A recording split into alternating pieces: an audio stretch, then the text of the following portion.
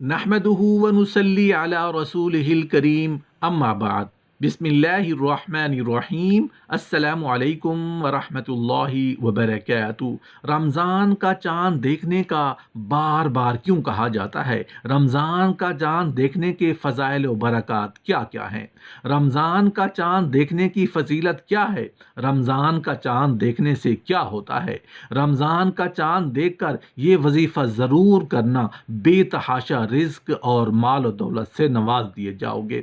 یہ وظیفہ چاند دیکھتے ہی پورے یقین کے ساتھ کریں، انشاءاللہ آپ کا جو بھی مسئلہ، جو بھی حاجت ہو، سب پوری ہو جائیں گی، یا کوئی پریشانی بھی ہو، تمام مسائل حل ہو جائیں گے۔ اس وظیفے کی بدولت بہت سارے لوگوں نے فائدہ اٹھایا ہے اور اللہ جل شانہ نے ان کی ہر حاجت پوری کی ہے۔ محترم ناظرین، اللہ پاک نے جن و انس کو جانچنے اور پرکھنے کے لیے، یہ دیکھنے کے لیے کہ جن و انس میں سے ایسے کتنے ہیں جو میری فرما برداری کرتے ہیں، میرے دیے گئے احکام کو کتنا بجا لاتے ہیں، اور ایسے کتنے ہیں جو میری نافرمانی اور سرکشی کرتے ہیں۔ اللہ پاک نے جن و انس کو دنیا میں بھیج کر اختیار دے دیا کہ جو میرے احکام کو بجا لائے گا اس کے لیے ایسے انعامات ہیں جن کو نہ کسی آنکھ نے دیکھا اور نہ کوئی ان انعامات کا تصور میں لا سکتا ہے۔ اور جو اللہ کے احکام کی سرکشی کرے گا اس کے لیے بہت برا ٹھکانہ ہے جہاں پر دردناک عذاب ہوگا۔ اللہ نے تمام جن و انس یعنی جنات اور انسان کے اچھے اور برے اعمال کی جانچ اور پورا بدلہ دینے، نیکوں کو ان کی نیکی پر انعام اور بروں کو ان کی برائی پر سزا کا وعدہ فرمایا ہے۔ اور یہ بات ذہن نشین کر لینی چاہیے کہ اللہ کا وعدہ پکا وعدہ ہوتا ہے۔ ایک ریت کے ذرے کے برابر نیکی یا ایک ریت کے ذرے کے برابر برائی کرنے کی پوری جزا اور سزا ملے گی۔ محترم ناظرین، بحیثیت انسان ہم کمزور، اور اللہ پاک نے قرآن پاک میں خود فرمایا ہے کہ ہم نے انسان کو بہت کمزور پیدا فرمایا۔ ہم کیونکہ کمزور ہیں، ہمارا ایمان بھی کمزور ہے، اس لیے ہم بھٹک جاتے ہیں، گناہ کر بیٹھتے ہیں، اللہ کے احکام کے خلاف کام کر جاتے ہیں۔ جب ہم گناہ کرتے ہیں تو بات اللہ کو ناپسند ہے کہ میرے بندے، میری کمزور مخلوق گناہ کا بوجھ اپنے سر پر اٹھائے رکھے۔ اللہ پاک فرماتے ہیں گناہ سرزد ہو گیا کوئی بات نہیں، کیونکہ انسان کمزور ہے۔ گناہ سرزد ہو گیا کوئی بات نہیں، بس ایک کام کر لو، جب گناہ اور لغزش کر بیٹھو تو پھر توبہ و استغفار کر لو، میں تمہارے سارے گناہ معاف کر دوں گا اور مجھے اس کی کوئی پرواہ نہیں۔ محترم ناظرین، بحیثیت انسان ہم کمزور، گناہوں میں بے گناہ کرتے چلے جاتے ہیں مگر توبہ اور استغفار نہیں کرتے۔ اس کے باوجود بھی اللہ کا کتنا کرم ہے کہ پھر اس نے ہمیں ایک ایسے مہینے یعنی کہ ماہ رمضان جیسے برکتوں اور عظمتوں والے مہینے سے نوازا تاکہ گناہوں کے جو 11 مہینے کا بوجھ ہے، گناہوں کے جو گٹھڑے ہم نے اپنے سروں پر اٹھائے ہوئے ہیں، اس بابرکت مہینے میں ان گناہوں کو معاف کروا کر اپنے سر سے گناہوں کا بوجھ ہلکا کر سکیں۔ محترم ناظرین، الحمدللہ ہماری زندگی میں ایک بار پھر رمضان آنے والا ہے۔ آج ہم آپ کو ایک ایسا وظیفہ بتانے جا رہے ہیں جو آپ کو زندگی بھر بہت زیادہ فائدہ پہنچائے گا۔ رمضان المبارک کے چاند کے حوالے سے جو وظیفہ آپ کو بتانے جا رہے ہیں، اس وظیفے کے کرنے سے اگر آپ کوئی حاجت بھی خواہش رکھتے ہیں تو اللہ پاک آپ کی ہر خواہش پورا فرما دیں گے۔ اگر آپ کو گاڑی، گھر، کاروبار کی ضرورت ہے تو اللہ پاک آپ کو ہر چیز سے نواز دیں گے، کیونکہ یہ مہینہ ہی دعاؤں کی قبولیت کا ہے۔ رمضان آتے ہی ہر طرف نور ہی نور، فضا اور موسم میں ایک عجیب سی کیفیت اور سرور ہوتا ہے۔ یوں محسوس ہوتا ہے سب کچھ بدل گیا ہے۔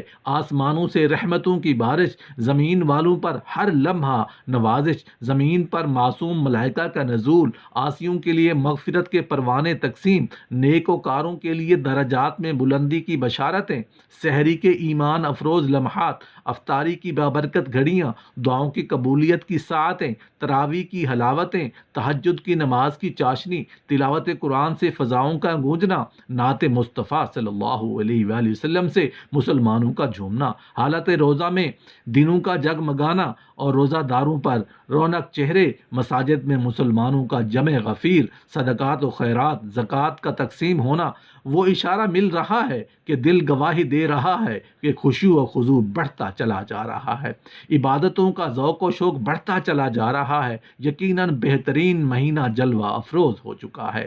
کریم پروردگار جل جلالہ کے در سے نبی کریم صلی اللہ علیہ وسلم کے صدقے میں رمضان المبارک تشریف لایا ہے، اس کی لذت اہل عشق ہی محسوس کر سکتے ہیں۔ ہم جیسے ناتواں، کمزور، گنہگار، بدکار، سیاہکار، ہر طرح سے بیکار اور بے قدر لوگ اس کی قدر و منزلت کیا جانیں۔ اہل دل ہی اس ماہ کا مقام و مرتبہ جان سکتے ہیں۔ اس ماہ کی سب سے بڑی فضیلت یہ ہے کہ اس ماہ میں قرآن مجید کا نزول ہوا۔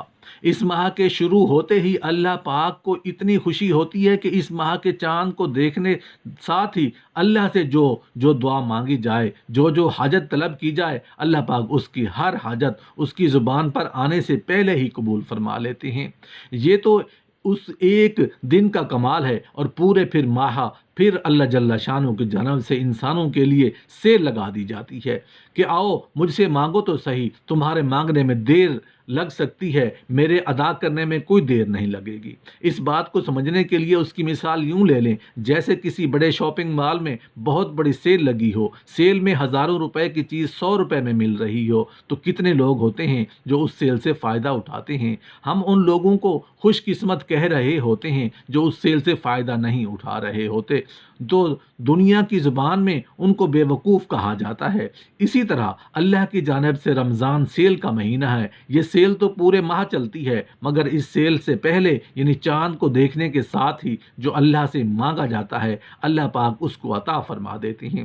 اس حوالے سے آپ کو ایک بہترین عمل بتاتے ہیں، اس عمل کے بہت زیادہ فائدے ہیں۔ یہ وظیفہ چاند دیکھتے ہی پورے یقین کے ساتھ کریں، انشاءاللہ آپ کا جو بھی مسئلہ، جو بھی حاجت ہو، سب پوری ہو جائیں گی، یا کوئی پریشانی بھی ہو تو سب حل ہو جائیں گی۔ اس وظیفے کی بدولت بہت سارے لوگوں نے فائدہ اٹھایا اور اللہ جل شانہ نے ان کی ہر حاجت پوری کی ہے۔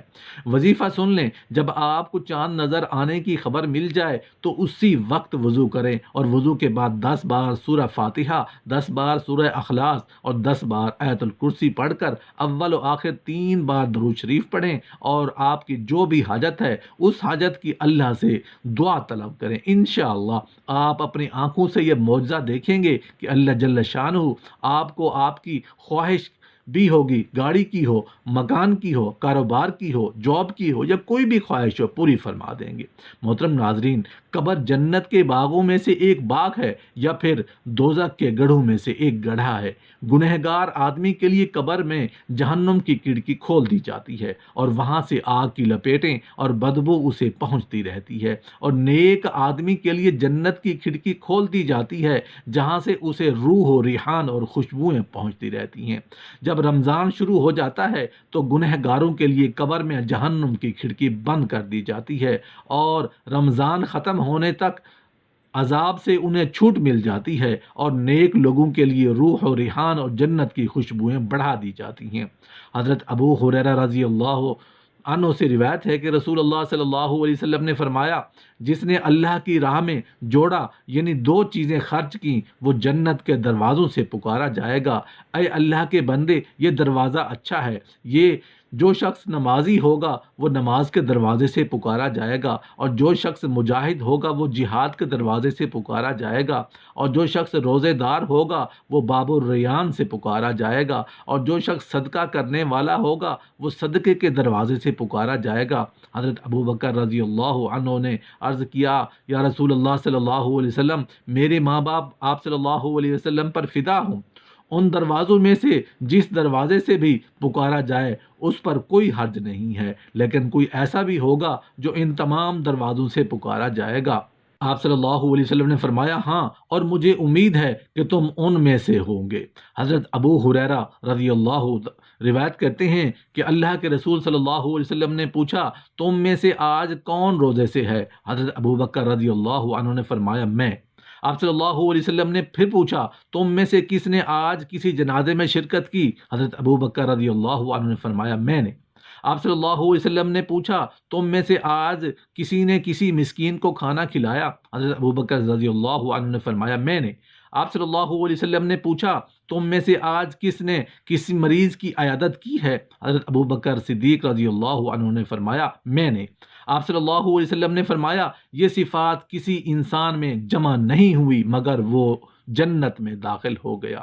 محترم ناظرین، ذرا غور کریں کہ اس ماہ میں اللہ کی رحمت کتنی وسیع ہوتی ہے کہ ہر فرض کا ثواب 70 فرضوں کے برابر۔ نیز ارشاد فرمایا کہ یہ ہمدردی کا مہینہ ہے، جب ایک مسلمان روزہ رکھنے کی وجہ سے صبح سے شام تک بھوکا پیاسا رہتا ہے تو اس کے دل میں ان لوگوں کی ہمدردی آ جاتی ہے جو فاقوں میں زندگی بسر کرتی ہیں۔ جب انسان خود مصیبت میں مبتلا ہوتا ہے تو پھر اسے عافیت کی قدر معلوم ہوتی ہے۔